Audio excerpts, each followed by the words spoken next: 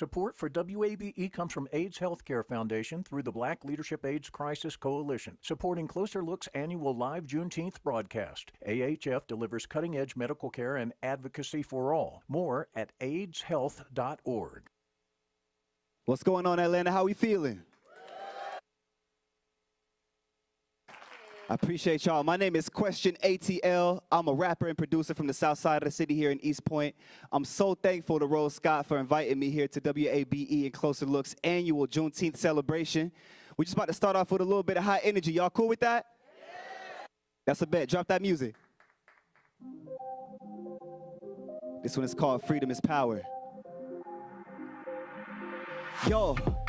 Freedom is power, and power is freedom though. Living inside this life, trying to get things right, you need them both. Stepped out, start making it happen off of the things I know. You might not have full power in life, but your mind got freedom even so. Start chasing the bag, making power plays to get where I need to go. And the power I gain from knowledge aided me in my freestyle flows. I keep faith and that keep me in motion. I woke up choosing to move with intent. It was 6 a.m. when I wrote this. Catching influence off my focus. Not a hometown, been starting to notice. It's power in all your choices. Gotta feel free to speak your voice. I make them jump, jump, jump. They shaking the room, cause they like my noise. Man, need that financial freedom. Ayy, I'm trying to get straight to the coins. Whoa, whoa. Today is a celebration, give praise and joy, but there's still a lot of work left, show your greatness. Yeah, the world need this education, and it's strength and choice. When I turned 18, hit the voter registration, and it's strength in numbers. You know I gotta stay with the Brodies, blind and famous. The power is in your belief. Whoa, you gotta keep your energy. Understand all people are equal. You could be the one on TOP. Stay work, gotta stay on your feet. Do not give up from defeat. Every new day got something to teach. I'm sending up praises, he covering me. Freedom is power, and power is freedom though. Living inside this life, trying to get things right, you need them both. Start making it happen, off of the things I know. You might not have full power in life, but your mind got freedom even so. It's a big celebration. Thank y'all so much.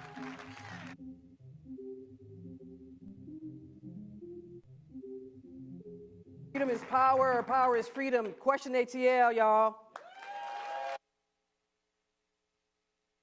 Thanks so much. Thank you.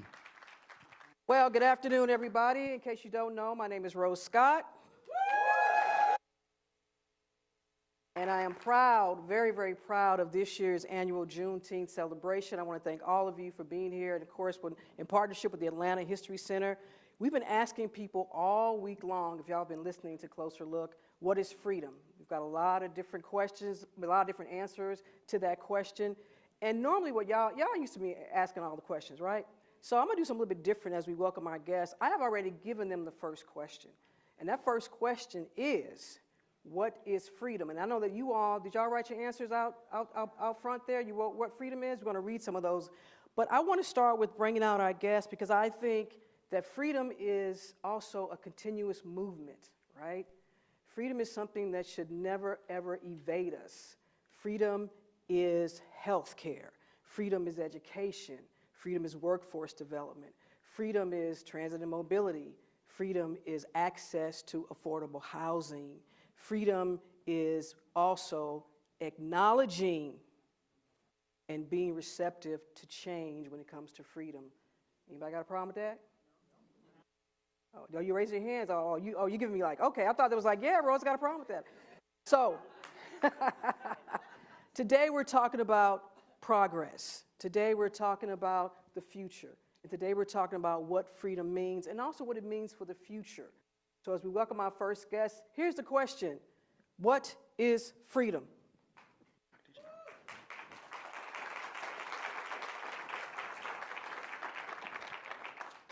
Hello, I'm Dr. Jane Morgan. I'm a cardiologist and the Executive Director of Health and Community Education at Piedmont Healthcare right here in Georgia.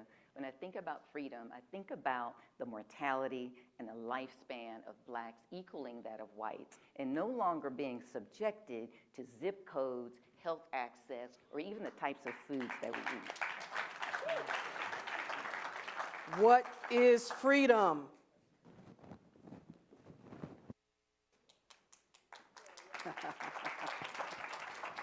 Good afternoon. My name is Ilya Davis. I am a 1989 graduate of Morehouse College. Yes. I appreciate that. I am the Director of Freshman and Seniors Academic Success and Professor of Philosophy at Morehouse College. What is freedom? It's a complex network of concepts that function sometimes in harmony, but oftentimes they're dissonant. And so I would say that it's an open concept that has to be renewed daily, constantly, perennially. And so a basic intro for me would be, there's a negative and a positive sense that I have taken from one of my favorite thinkers, Isaiah Berlin. And so what it includes is your ability not to be restricted by others, as well as your ability to determine who you will be, how you will be in the world. All right. What is freedom?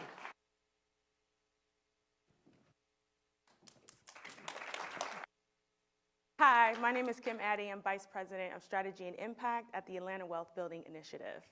Freedom is the power to determine my future. Freedom is liberation realized. Freedom is not having to worry about my black babies every day. What is freedom? Hello, everyone. How you doing? My name is Ernest Holmes. I'll start off by saying, what is better than one Morehouse graduate? Two. I'm a proud graduate of Morehouse College, class of 2019. I am a technical program manager on the education equity team at Google and the president and co-founder of Code House, a 501c3 nonprofit that we started to get more students of color into tech. What is freedom to me? It is the ability to do what you want to do when you want to do it. All right. Thank you. What? Freedom? Freedom? Hello, everyone. My name is JC Ermida Holmes. There's two Holmeses on this stage because that is my little brother.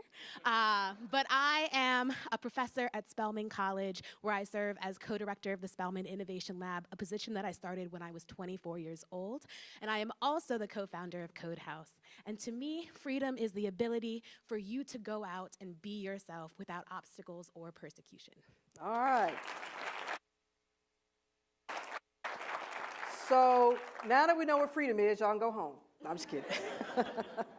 Actually, I asked that question because I'll get different answers from different people. I'm going to read some of your answers in just a moment. But as we begin today's conversation, I'll start with you, Dr. Morgan. When we talk about measuring, I guess, the achievements of Black Americans since 1865, which can be daunting, but overall, how do you measure success? And is it success, or is it some other word I should be using when we look at chronicling from 1865 to now, living in America as a Black person?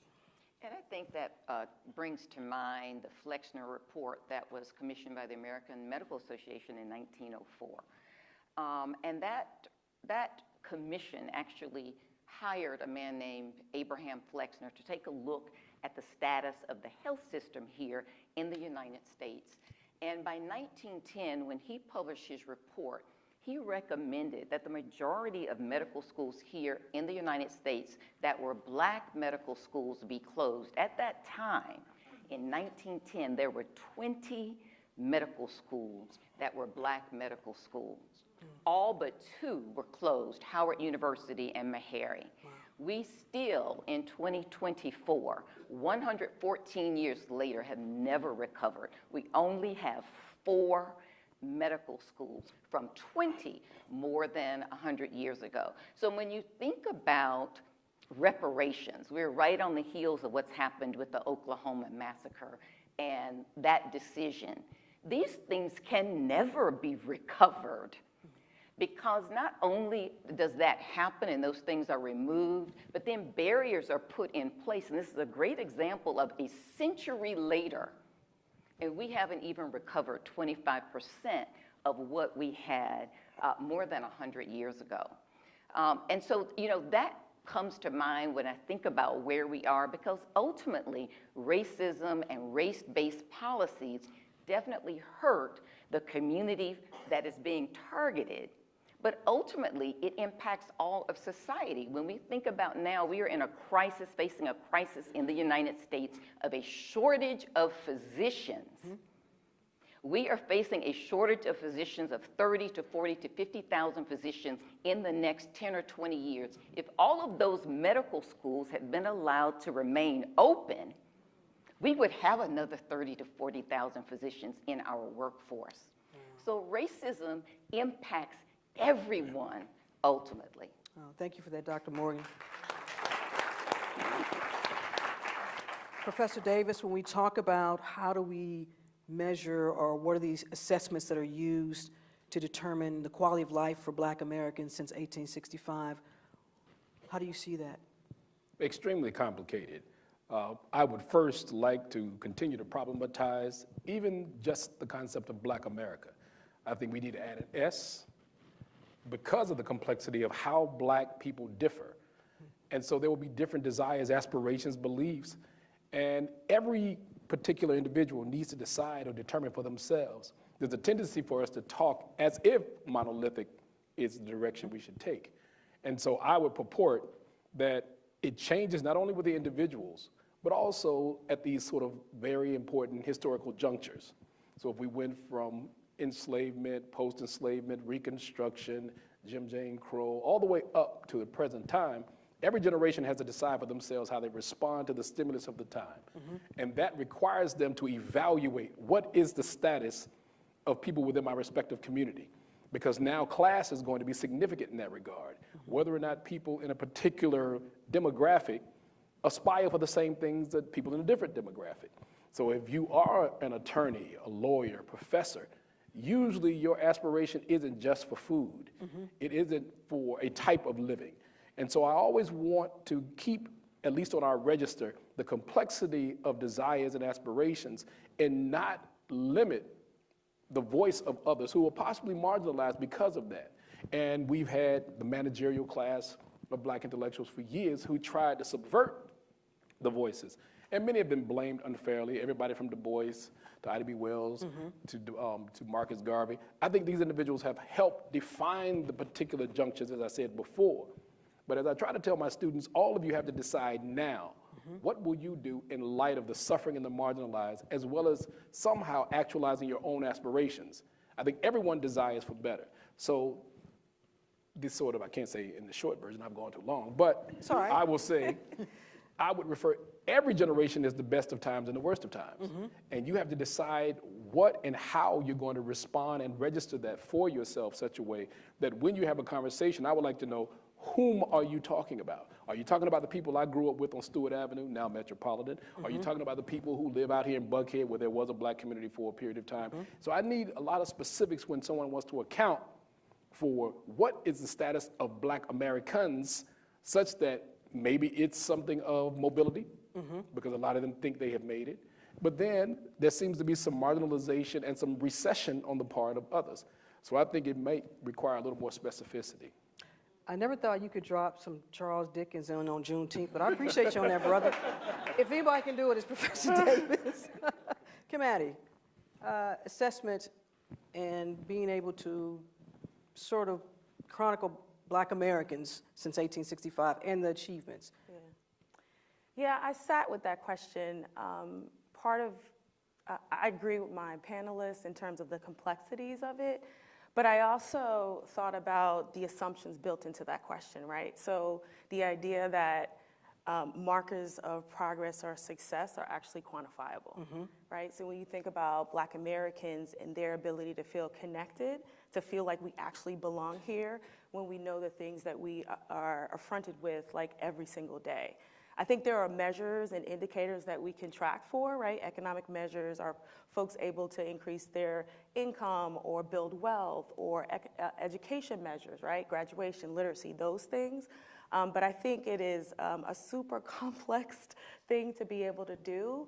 But I think there's ways that we can track for parity, right? Or equal footing and things of that nature in terms of tracking. But I don't know that we can really get at the things that we actually can't quantify. All right. Ernest, assessment, Black folks. Yeah, you see, it's getting shorter. It's getting shorter. Right. Thank you for that question. Yeah, I mean, my background is in tech, right? In tech and education. So when I think about that question, I really look at like the landscape of the tech industry and what the representation looks like within the tech industry. And we've seen a lot of strides in the last even like 10 years now of like people noticing, more specifically because the products that are being produced weren't conducive for everyone that were using them, right? And that was a direct reflection based off the representation within the industry. So for me, an easy metric to start measuring is how many people are actually developing those products. There's products like, if anyone has tried a VR headset, maybe some people in the audience here, or someone like my sister with big curly hair, it is hard for Black women, for instance, to put headsets on, right? 9 times, I wasn't in all those rooms, but I can imagine the room of the designers who were creating those headsets. Okay. They probably had short hair like me or bald, right?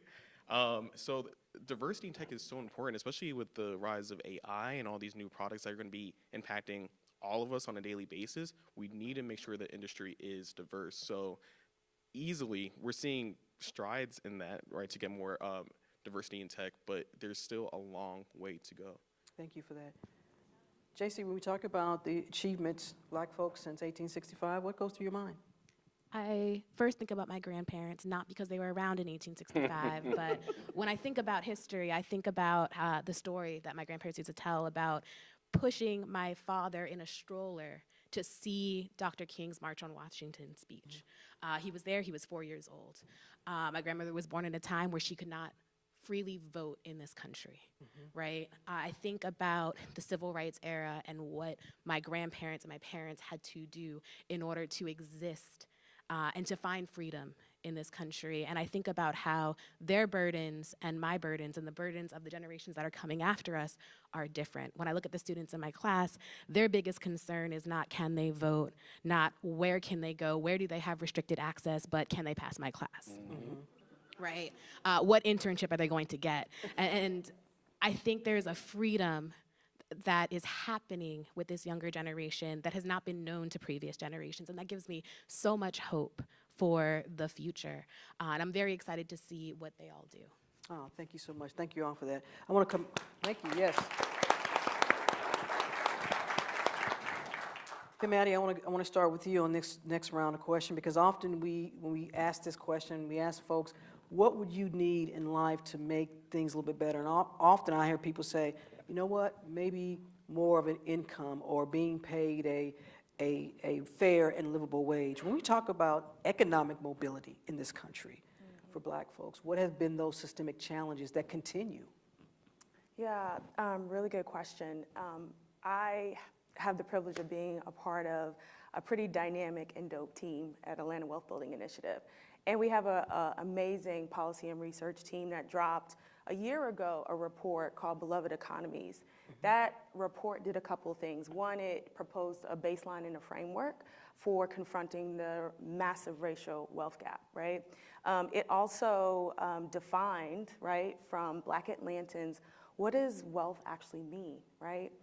It also chronicled the experiences that Black Atlantans have across very critical domains that inform the wealth gap, right? So you think about income, you think about entrepreneurship, housing, capital, all of the experiences that they have. And part of what we track for are progress against those domains. Let me ask you this, how do you define Black wealth? What does that look like? Yeah, so part of what we learned in that process was, to a lot of Black Atlantans, the definition of wealth was equal to freedom. Yeah. That was overwhelmingly a response from many Black Atlantans. So freedom to live in safe and affordable communities, freedom to fully participate in our democracy, right? Freedom to access safe, right? And non-predatory capital, right? And so when you think about the progress, we can look at housing, right? The Housing Act of 1968, right? We saw gains in Black home ownership, but those gains were more than erased, right, across the time period of 2015 to 2020, right? And that was due in part to the 2008 mortgage crisis, right, due to predatory actors. And so where a lot of Black and brown folks lost their homes. They absolutely did. So it's like 2 steps forward and 10 steps back. And so those are the things that we look at, even when you think about safe and non-predatory tool products, capital products, right? So that's also important. We are constantly having to experience racism. When we think about depository institutions that were established in the early 1800s, right? They were established during slavery, and the ability to build relationships with banks was difficult. And so we see that today. Part of what the report did was say a little more than 37,000 Atlantans live in banking deserts. And what that means is they don't have a bank within a 2-mile radius of where they live. So how do you build a relationship when you don't have a bank near to you, right? And that also creates environments for predatory actors. And so we're tracking for those things, but again, 2 steps forward and 10 steps back every time we see some gains. Their report also talked about the number of households that are unbanked, meaning also if you don't have access to a banking institution, perhaps those check cashing places might be how folks bank. That's still, and we've been talking about this for decades now. We have. And you also have to think about Black people's relationship to capital. It's never lost on me the fact that we were once capital, right? For land, right? For housing. And now we have to navigate the systemic system of capital. And we still, last year there was a $31 million settlement that happened for National City Bank in LA County, right? For predatory lending. The underwriters refused to provide loans to Black and Latino communities. And so it's an uphill battle, and it's a constant fight. Professor Davis, let's talk education, because I know you love to talk education. When we think back to the SCOTUS decision with affirmative action, and there were some cries of, oh, this is really going to be detrimental, and there were some cries of, you know what this means? This means more Black kids can go to HBCUs. But when we talk about education, and then from 1865, and some people might want to start from 1954, with Brown versus Board of Education, how are we progressing in that realm, particularly as it relates to affirmative action? Is that this now another hindrance for Black kids? Now is the time for you to regret inviting me then. Y'all get ready. Because the issue is this, and that is we must realize we can chew gum and walk at the same time. So with respect to wealth, of course, but my concern is an affair of the heart. We have no respect, dignity extended to others, no love at all. And my point is you can be a billionaire and ethically vacuous. And so my issue is, what do we do? Where do we go to learn to be more humanely human? I can go to a bank, but what would be the equivalent to learning to love, to learning to care, to learn to extend yourself in an extra ethical way that is beyond your care for yourself? And so I say that there's a problem with the lack of respect for historically Black colleges and universities.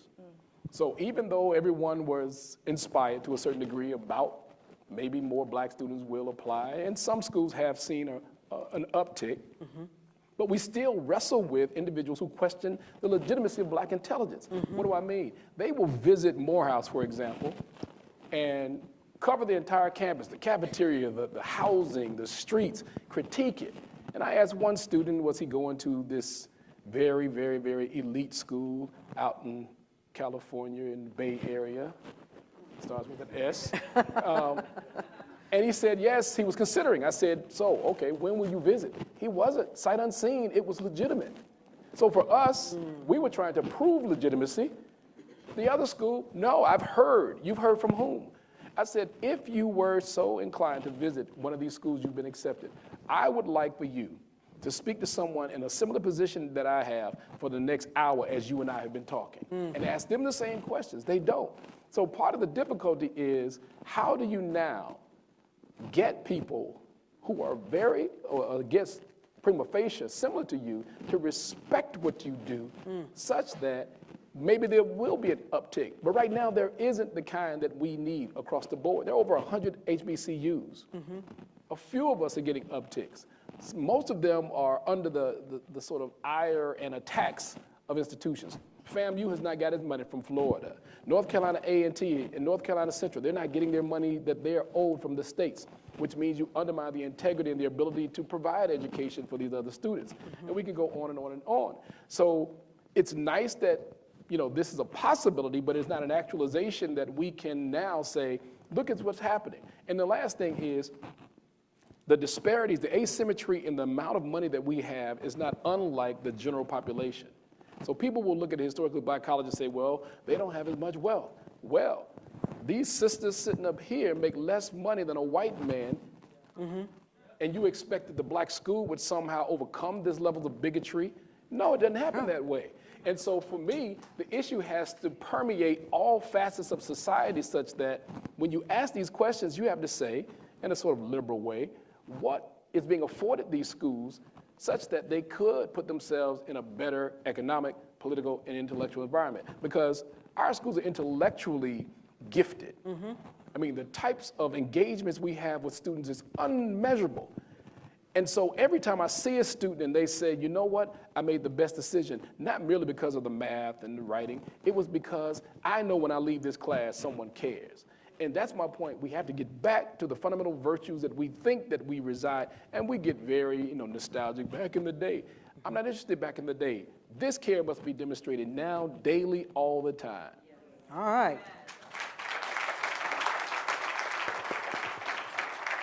Like we should pass a plate and get a donation for you. All proceeds go to Morehouse College. All right. Let's talk about then Morehouse in a minute and Spelman, because JC and Ernest, you all are in a field where, and Ernest, you told me some years ago, and I don't not put you on the spot, but when before you graduated, you had offers from. Tell these folks where you had offers from. Just tell them. I had, Tell them. yeah, 7 offers from major tech firms: Salesforce, Adobe, Microsoft, Google, Chick-fil-A, Innovation Lab. Thanks, I guess. Chick-fil-A. But the main thing there is that all these offers were upwards of like $250,000, right? That's base salary, that's bonus, and that's stock, right? Like the amount of economic mobility that gives to students is huge. You told me, though, you said, but Rose, I want to make sure that I can have kids that look like me coming after me, and so you and your sister, you all had Code House. Right. And this is where I want to get into it with technology, because we keep seeing these reports that the way technology is enhancing our lives and every aspect of our lives. I mean, pretty soon you won't need to put the toast in the toaster will just automatically have some bread and it'll pop up. Right. But, you've talked about if we are to be in line with all the other cultures when it comes to benefiting not only from technology, but being the creators behind it. That's why you wanted to start Code House. Yeah, 1,000%. We started Code House when I was just a senior at Morehouse. It wasn't an official nonprofit, but I did 3 internships at Google, and it was very clear to me that there weren't as many people as I wanted to see. Like, going from Morehouse to Google was a culture shock. Yeah? You can imagine, right? And I would even be upfront, I remember one of my internships, there was one other brother on the floor, and I had to go up to him. He's probably 30 years older than me. I was like, hey. And he was like, why is this kid coming up to me? And I was like, I mean, there's a reason. I'm doing this intentionally. But I needed... And I felt it. My sister and Tavis, our other co-founder, all knew that we needed to do something because we were in a position of power here because we had the insights doing these internships, seeing the benefits of being in the tech industry. And so we brought like 150 middle and high school students of color from Atlanta to Morehouse to expose them to Black and Hispanic designers, PMs, people actually creating the products that these students use on a day-to-day basis to be like, you could be doing this too. And guess what? You could be making a butt ton of money doing the same thing, right? So it's more to me, it's, yes, of course, we need people that look like us developing these products so that they actually work for us. But also I really think about the economic mobility for the students, getting into the space. It is huge. It is life-changing, not only for them, but 9 times out of 10 for their families as well. JC, when you all are working with these kids, what are some of the questions you get about learning how to code? And I imagine maybe one might be, can I do this? Because there is this narrative that, if you're going to go into any field in tech, you've got to be great at math. I'm terrible at math. I mean, y'all should see me trying to do my taxes. But what are some questions you get? Absolutely. And I'll say I was a math major in college. Well, where were you? I'm here So now. I I'm needed here you. now. But yes, we get these questions all the time. And I will say time and time again that representation is still so important. It doesn't matter what you see on television. Students need to know that there are opportunities for them in tech, in different workspaces that don't have the visibility that, say, movies or sports may have. These students come to me all the time. One of the courses that I teach at Spelman College is called Creative Coding. It is a mandatory CS class for every student in the Division of the Arts. Wow. And I have artists, dancers, theater performers coming to me in my classroom saying, I don't touch math. I'm in the arts because I don't do math. I don't do computer science. This is not for me. And I said, take out your the contents of your pocket. I know you have a phone. I know you have a laptop in your backpack. You have an iPad. You're going to go home and watch TV. Everything that you do nowadays touches technology. When we talk about wealth, it's not just about money, it's about power. And there is so much power in technology, in what is being created and what is being consumed by the everyday person. And so I show students all the time that when it comes to technology, we need every voice at the table, not just the computer science majors, but the designers, the creatives. Everyone needs to touch technology. And when it comes to representation, I have my own stories about working in tech. Before I was a professor at Spelman, I used to work in tech as a product manager at Microsoft. One of my first days on the floor, I was working on a product called Microsoft Teams. And I was approached by another engineer. I was brand new. I was excited to talk tech with another engineer. What they needed me for was not for my brain, but for my hair, because I was the only person who had an afro. I was the only person on my floor, 1,000 people at the organization that had curls, and they wanted to see if the black background blur that we use on every day worked on my hair texture. And I realized that there's still work to be done in tech. That's why Ernest and I started Code House. And to date, we've raised over $4 million. We have 117 scholars in our initiative. We just welcomed cohort 4 last night. These are students who are going to go to HBCUs to now work, or to major in computer science, and to hopefully one day get internships in the tech industry. And we're so excited for them. All right. Is that $4 million? $4 million. Would you like to partner with WABE on some of that $4 million? Dr. Jane Morgan, whether it is we're talking about tech or housing or economic mobility or education or workforce development, that's great, but when it comes to our health and wellness, if we don't have that in order, then we can't even begin to touch those other buckets. You talked about medical schools and institutions, but we have so many layers when it comes to barriers for folks just getting access to quality health care. And then also, too, where are we in terms of ensuring, if it's policy-led, where are we on that front? What's missing? Now, I know it's a political question, but you can handle that. And by the way, you all should know that Dr. Morgan comes from a legacy of civil rights folks. I'll let you tell them who your beloved mother was. Thank you, Rose. Yeah. My mother just passed. Her name was Dr. Gwendolyn Middlebrook. She was a longtime foot soldier for Martin Luther King Jr. Lots of protests, and the co-founder of SNCC, which came right out of Spelman and Morehouse. You know, how I would approach that question from a scientific perspective, and from an innovation and technology perspective. I have a big background really in the biotech sphere with regard to venture capital raising and who's getting these funds. What I would like to see when people come with their new startup companies and with their great ideas, and they're presenting before these panels, and the idea is great, and the technology is awesome, and it has such potential to impact so many lives. But when we see who actually is developing it and who actually is working on the company, who's actually on the board, it is a homogeneous group of people. It is all generally whites, and oftentimes white males. Even women are excluded oftentimes from biotechnology. And even though the idea can be great and maybe have the potential to really be a game changer, I would like for people, not unlike me, but all people, to stand up when it's time for us to decide whether we're going to give money to this company, to say the following: this is an outstanding idea. You guys have put in a tremendous amount of work. This has the ability to really be a game changer. But unfortunately, I don't see that everybody is represented in the development of this prototype, and therefore, you are ill-prepared to address the needs of Americans. Wow. So I will have to pass on this funding. That's where we need to be, because to begin to move the needle on health equity, it starts with the development of technology and drugs where we are not included in clinical trials, where the FDA approves drugs and compounds that may or may not be relevant to you. I call that the big extrapolation.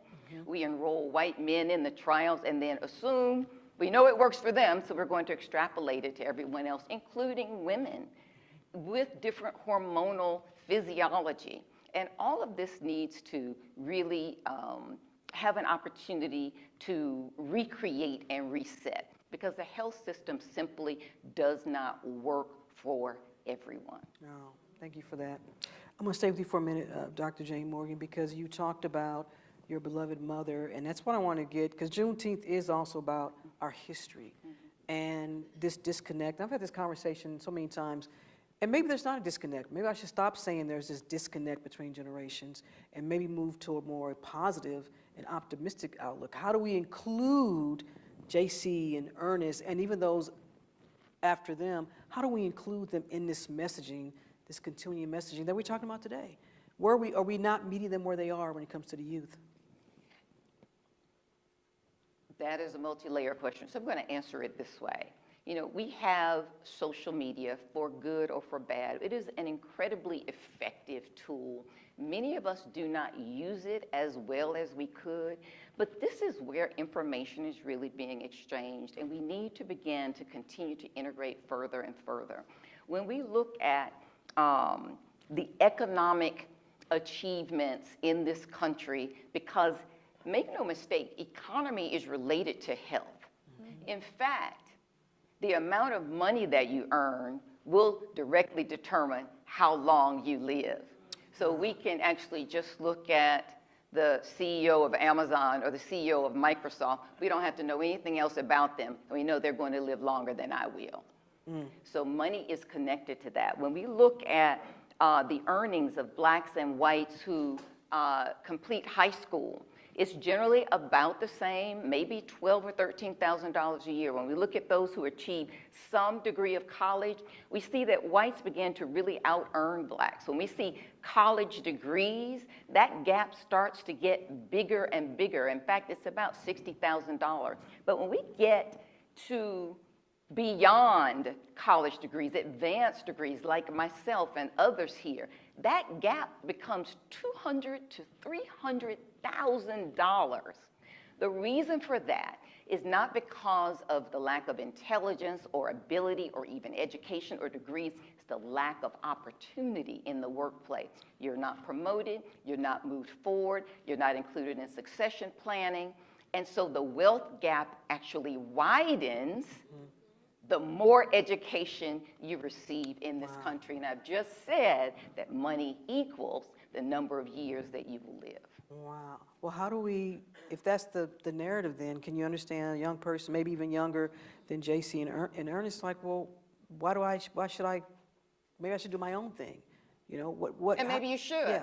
And that's actually a really great point. And maybe we should begin to think about, you know, the entrepreneurial spirit of doing our own thing and creating your own lane. You know, there's something to be said about trying to stop having a seat at the table and maybe building your own table and then coming back to the table.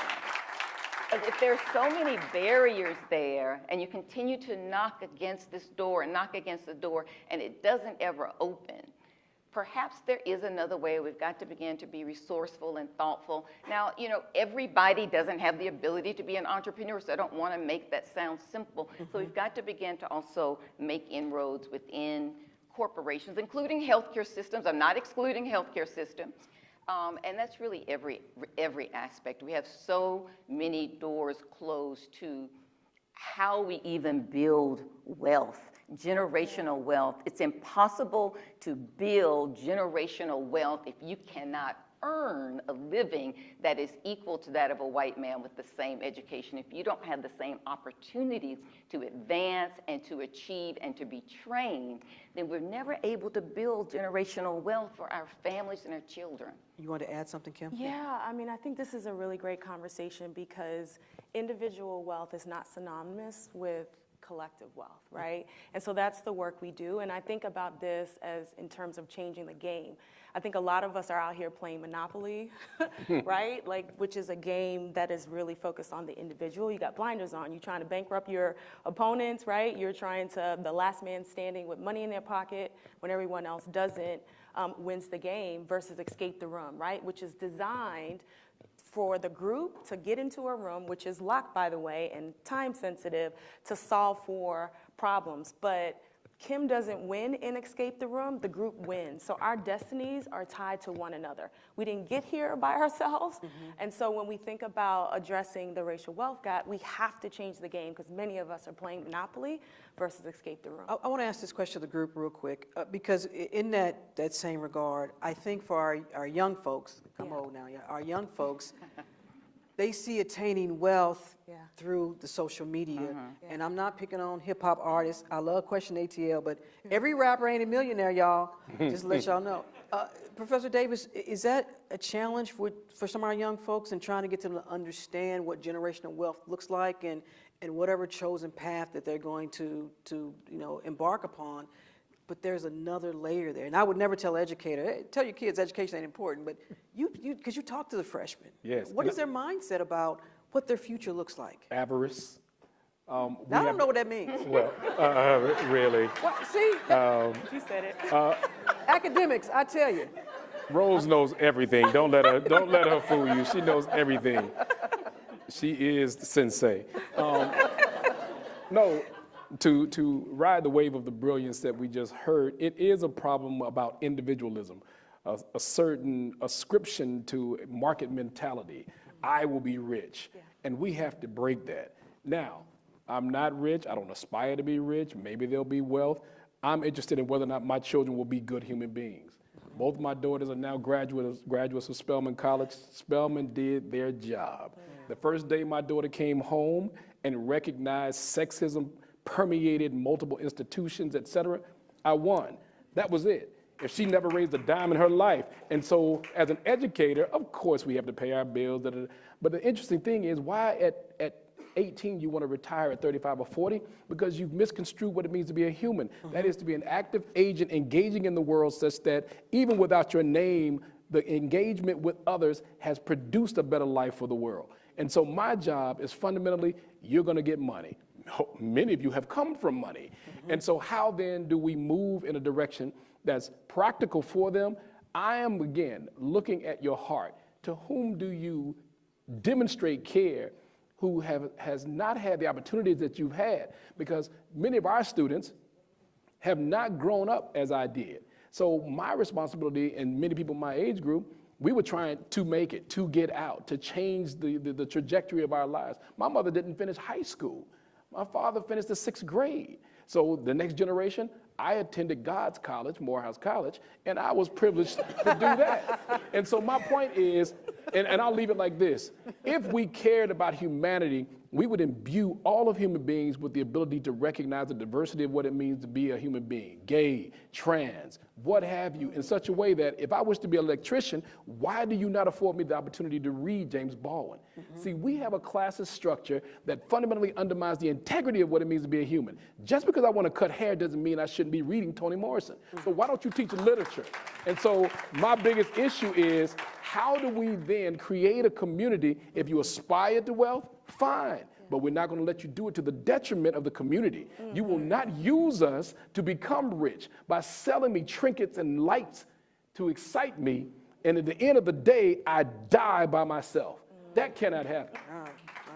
Elective.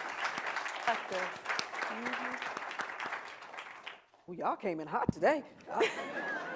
I love it. It's Juneteenth. It was my favorite day of the year. As we begin to wrap up, I can't believe it's already time to wrap up, but we've got a great show, so hang with us. And I'll start with you, JC. So Here's one of those complex questions Rose Scott's about to ask. We started this conversation talking about, okay, measuring, how far we've come. What do we need to, is there a time frame? Do we say by 2050, black people should be this in America? Or, what is that? Well, I think by 2 p.m. today, we should be set, right? Where are we going to be in 2050, hopefully?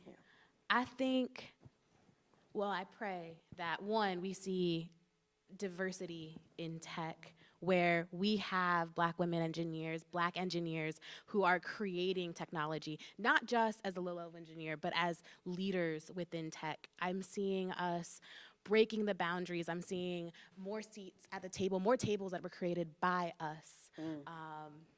I'm excited for 2050. I'm very excited. 2050.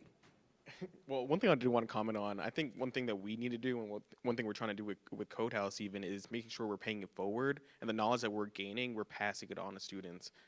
We were asking about social media and how that impacts students. Like, a lot of them equate material things to wealth, right? I was driving around in the 2015 Chevy Malibu for a while, promoting how much money I'm making at Google, and the students are like, Professor Holmes, why are you driving that car? Why don't we have, I have a Mercedes now, but they're equating my wealth to what I was driving, right? But now we make sure, you can have a nice car, nice watch, whatever, but what do you know about mutual funds and ETFs to make sure that you are sustaining the wealth that you're going to be making in these tech industries? So I'm just making sure that we're paying it forward. But I am very excited for the future of the next leaders in tech and the next leaders in the nation, because they are at a much better advantage because we're paying it forward. So we just need to continue doing that. All right. Kim Addy, 2050. That we have been reoriented to understand, know, and live around the idea that our survival is connected to one another. And as a result of that, we're going to see the results that we want to see in this world. All right. Professor Davis, 2050. I'm afraid we still don't demonstrate care. The Sudan, Congo, Haiti. If this is the trajectory we're taking, I'm deeply afraid. And so lives must matter. Black, white, I don't care. But sadly, we've been marginalized because the deaths, you have 45,000 average deaths a month in the Sudan. And it's quiet. And it's reduced to the wealth it can produce for others around the world. So for me, unless we decide to actively engage in being humanely human by intervening when we can, by protesting when we can, by fighting for others to live even when we've done well ourselves, I am afraid of 2050. Okay. Dr. Jane Morgan. In 2050, it's projected that more than 60% of Americans will have heart disease and hypertension. It's more than 60%, with a large percentage of those being minority, BIPOC populations and black populations. It is my hope that with the work that I do and that others on this panel and others who are like-minded, that we can actually take that trajectory off track. But right now, we are on track to keep me in business. And we don't really want to do that as a cardiologist. 60% of this country with heart disease. And so I'm hoping that that doesn't come to bear. Dr. Jane Morgan, Professor Ilya Davis, Kim Addy, JC, and Ernest Holmes, thank you for being part of this. Now it's Juneteenth. We got to talk about food, right? All right, because let me tell you something. Our partners here at the Atlanta History Center have an amazing, amazing weekend in store for you all. I'm not trying to tell you what you do, but you should come here this weekend for their annual Juneteenth celebration. And they have curating a food experience. This sister is dynamic. Let's welcome Nicole A. Taylor for a second.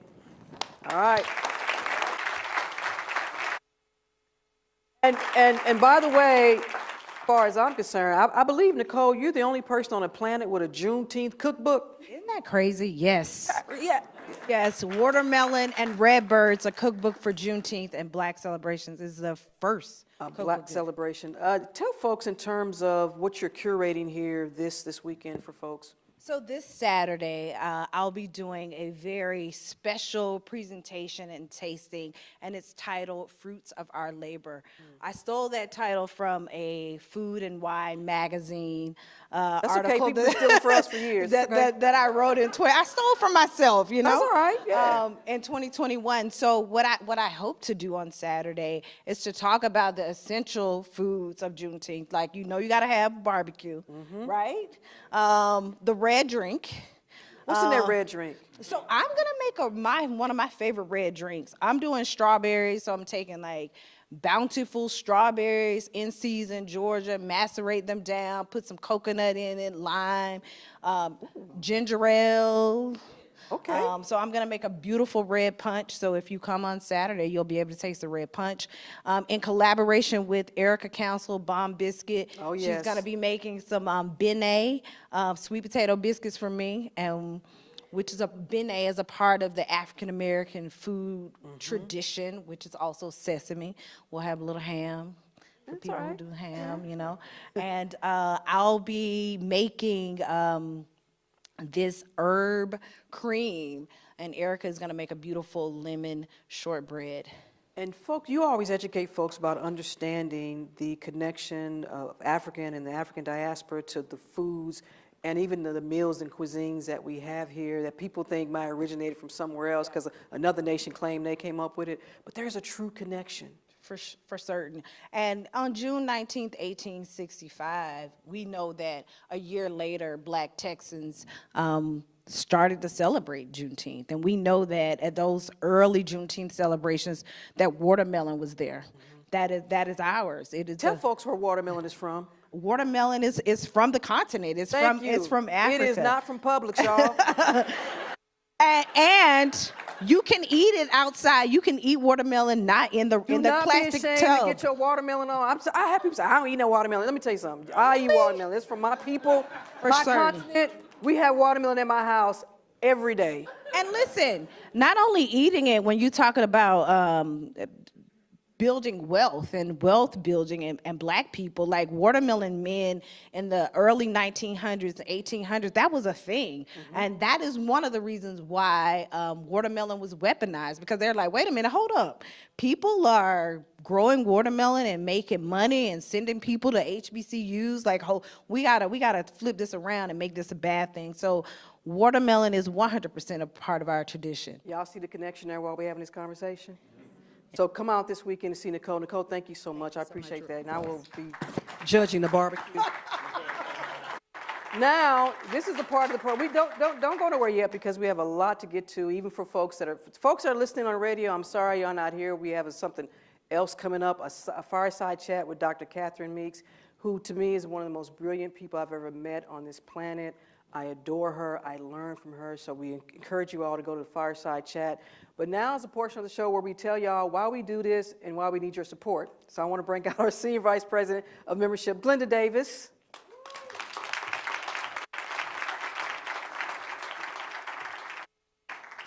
Is this where you ask people to donate, Glenda? It most certainly is. But before I do that, I want to say thank you to all of you for this amazing experience today. It's been great. I also want to thank the Atlanta History Center for inviting us into your lovely space. Thank you so much. Thank you to all of our donors, all of our listeners, all of our viewers, all of our supporters. We appreciate your commitment. We truly cannot do this work without all of you. In fact, it's because of your generosity and ongoing support that gives WAB the ability to be able to provide you the programming you love, to be able to provide you experiences like this one today, and to help us build bridges and enrich our thinking around countless issues. So if you're a member, we want to say thank you so much. If you're not, why not? You can be today. You can do that at wabe.org/donate, or you can visit our membership table outside of this room here to learn more about it. We appreciate it. Your investment goes a long way, and we want to say thank you so much. All right. And I just want to thank you, Glenda. I want to take the opportunity, because this is important for me as I'm up here on the stage and I'm looking out and I see some of the young journalists who are coming after me, because that's why I do what I do. I see Candace Wheeler here, who's my former producer. I see Marlon Hyde here. We have Jasmine here, we have Juma here, we have Dormaya. These are the future, Ernest and JC, and Candace is a Spelman person, they do all that stuff too. So, but the future, y'all, the future is so important. We have to be able to be mentors for these young folks. Yeah. Don't think that you can't be. You have to be a mentor, even if you don't have kids. I have 8,000 mentees across the world. That's important. That's part of Juneteenth, all right? Now, I'm going to read a couple of these cards of what y'all said about what is Juneteenth or what freedom is, and then we have another performance. So, again, I want to thank this wonderful panel. Here's what some of y'all said. Freedom is equal opportunities for all, equal treatment. Freedom is having a sense of liberation. Freedom is living freely without fear.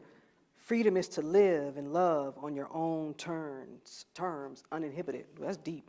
Freedom is being treated as an equal and unjudged, supported in society. Thank you all. I really appreciate it. We have another treat for you. Y'all enjoy Question ATL, right? Yeah. So let me tell you something what Question does. He is brilliant. I gave him 3 words. I gave him Juneteenth, freedom, and power. And he's going to what we call, and some of y'all don't know this term, he is going to just freestyle. So now you can go back home and say, I learned the term, freestyle. So you impress all your friends. So we're going to bring out Question ATL. Thank you all so much. Join us next door for the fireside chat with Dr. Catherine Meeks. Thank you all. Come on, Question, do it for him. Y'all make some noise for Rose Scott real quick. Much love. Thank you so much for even having me out here. Y'all go ahead, drop the music. Let's get into it. Yeah, so we just about to do a little bit of freestyling. I'm about to make up every word that you hear off the top of my brain right now, a little bit of improvisation, if you will. And I'm sticking to the topic of Juneteenth, freedom and power, off to such an impactful panel that we just had. Check this, check this. It's Question ATL. Let me introduce myself if you don't know me well. I'm coming from East Point, and everybody in here finna need it. We all need equality. We all need freedom. See, freedom is the love. See, freedom is the space to be yourself. Freedom is health. Freedom is wealth. Freedom is the way that we handle our biz. Whether you feel like Bob Marley or even Wiz or maybe B.B. King, we all do our thing. See, this is celebration, and it's all for Juneteenth. See, we celebrating for the whole month. We trying to make sure that the value that we have keeps going up. I gotta let you know before the final hour, if you live in today, you could go and get your power. Just focus on your mind and do what you need. Love yourself and make sure you keep vibing to these beats, staying free. We all free, like MLK. The dream is alive. We living into the last days for generations to come, making it happen. Freedom is power through this freestyle rapping. A-Town. Thank y'all so much.